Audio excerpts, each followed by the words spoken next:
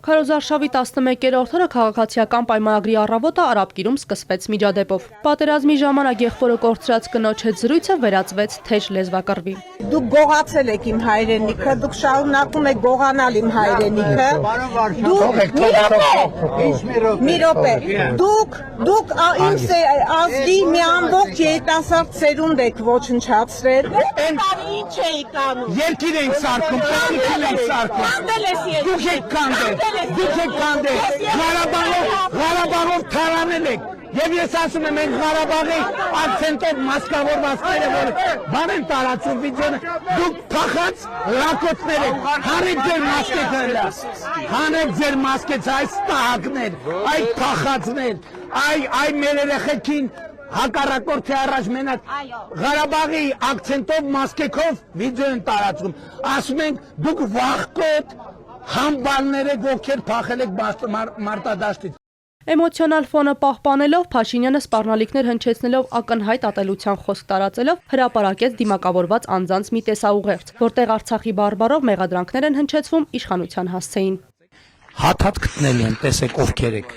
հանեք մասկեքներդ, կամավոր ներկայացեք, մի հատ տեսեք, հենց փսլինքներին նայեք, հենց համբալներին նայեք։ 30 րոպե անց քննչական կոմիտեն լուր տարածեց։ Քրեական վարույթ է նախաձեռնվել սպանության նախապատրաստության համակարգչային սաբոտաժ կատարելու հրազենի զինամթերքի ապօրինի շրջանառության դեպքերի առթիվ։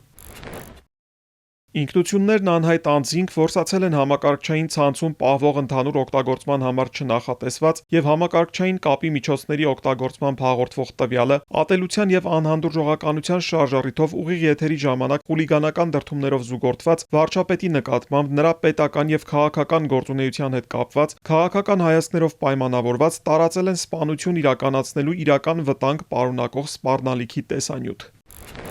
Այս տեսանյութից էր փաստորեն բորբոքված Փաշինյանը, որն Արցախ բառն ու անհետ կորած փոխգնդապետի քրոջը Արփինե Սողոյանի մեղադրանքները լսելիս գրեթե ձեռնամարտի էր ցանկանում բռնվել նրա հետ։ Արի մի րոպե մի գնա, Ռոբերտ Սերջը եւ մյուսները, ովքեր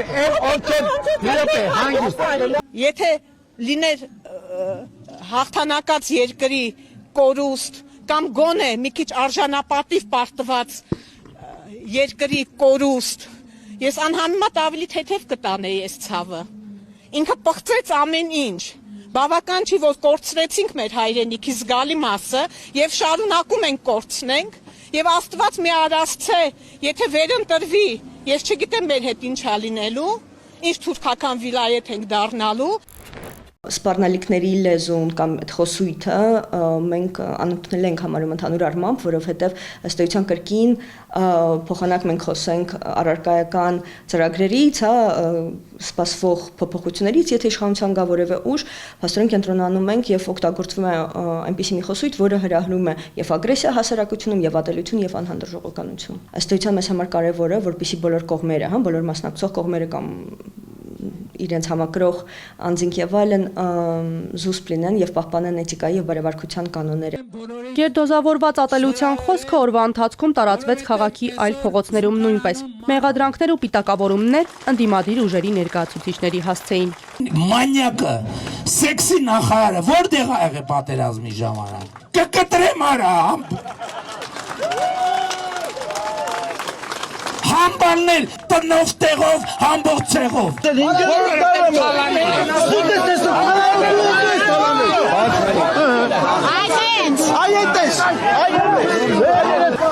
Չի աննացում։ Դուք եք կենթանի, որ մի հատ էլ 5000 զոյի մասին եք խոսում։ Այդ տական։ Ինչի եք կենթանի։ Երկուշաբթի տեղի ունեցածը քարոզարշավի ընթացքում առաջին ու միակ դեպքը չէր։ Սիրելի քաղաքացիներ, ես ուզում եմ ձեզ տեղեկացնել, որ հիմա դուք հանցագործություն եք կատարում։ Այս պահին դուք կատարում եք քրեորեն բաժելի արար։ Լոռու մարզում մարդիկ դուրս են եկել ՔՊԱ-ական խմբի դեմ։ Տաշիր համայնքում վանկարկում են իրենց թեկնածուի անունը։ Իրավապահներն անունը դրեցին քարոզարշավը խոչընդոտել ու անմիջապես ձերբակալեցին 10 մարդու։ Քննչական կոմիտեն հայտնեց 6 անձ կալանավորվել է, մեկը տնային կալանքի տակ է, իսկ 3-ի վերաբերյալ սպասում են դատական որոշման։ Օրեր առաջ էլ ինքնասպան եղավ Փաշինյանի նկարով նախընտրական պաստառը պոկելու համար ձերբակալված 51-ամյա Արմեն Հովանիսյանը։ Մուբարաշենի հոգեբուժարան էր տեղափոխվել ձերբակալվածների պահման վայրից։ Իրավապաշտպաններն ահազանգեցին պետության կողմից անձի անվտանգության պահպանման եւ կյանքի իրավունքի պաշտպանության մասին։ Նման արարքը չպետք է հանգեցներ քրեական հետապնդման։ Այստեղ մենք լուրջ մտահոգություններ ունենք ամբողջ ընթացակարգի հետ կապված, սկսած նրանից, որ այո անազատության մեջ են պահել անձին, ու իսկ այդ դեպքում պետությունը պատասխանատու է առողջության ու կյանքի համար, մյուս կողմից թե արդյոք բոլոր երաշխիքները պահպանվել են, պաշտպան ունենալու, պատշաճ բուժօգնություն ստանալու ժամանակին, հա, օրինակ կարող է դեղորայքի կարիք ունեցել, որը չեն տրամադրել եւ այլն, ու կրկնեմ անհամաչափ միջամտություն է այստեղ եղել, այսինքն այսպես թե այնպես չպետք է ձերբակալվեր եւ քրեական մեղադրանք առաջադրվեր։ Իրավապաշտպան Աննա Մելիքյանը հիշեցնում է. կարևոր է, որ ցանկացած արարքի տրվի գնահատական եւ վարչական իրավախախտումը քրեական արդարադատության դաշտ չտեղափոխվի։ Մանուշակ Մելքոնյան, Հարություն Հովսեփյան, Էպիկենտրոն։